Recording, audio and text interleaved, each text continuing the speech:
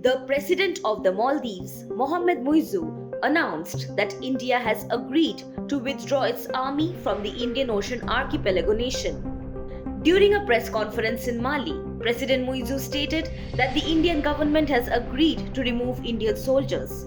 He further said that a high-level committee will also be set up to solve issues related to development projects. However, conflicting reports emerged as sources from the Indian central government clarified that discussions regarding the troop withdrawal are still ongoing. The issue was reportedly briefly discussed during a meeting between Prime Minister Narendra Modi and President Muizzu on the sidelines of the COP28 climate summit in Dubai.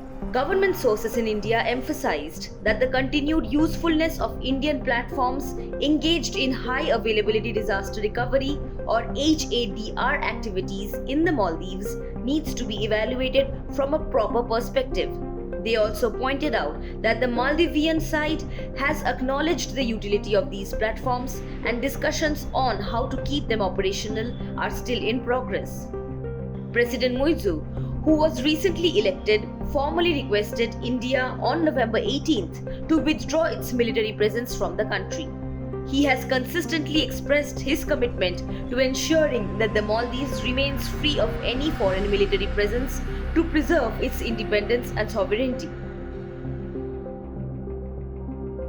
The removal of Indian troops was a prominent campaign promise of Muizzu's party, which recently ousted President Ibrahim Solih. Approximately 70 Indian troops, along with aircraft and helicopters, are currently stationed in the Maldives. The 45-year-old leader won the election in September of 2023 and prioritized campaigning against India's political and economic influence in the Maldives. While he clarified that the request to remove military personnel is not aimed at bringing in troops from other countries, diplomatic experts suggest that the growing ties between Muizzu's party and China would have significant implications.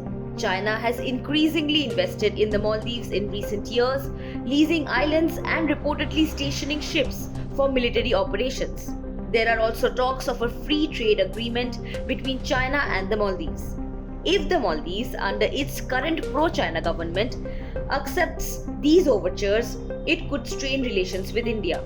Diplomatic experts warn that China might exert pressure on the Maldives, potentially damaging its relations with India, a situation reminiscent of events in Sri Lanka and Nepal. The Maldives, known for its stunning landscapes and tourism, comprises about 1,200 islands, with only around 100 being inhabited.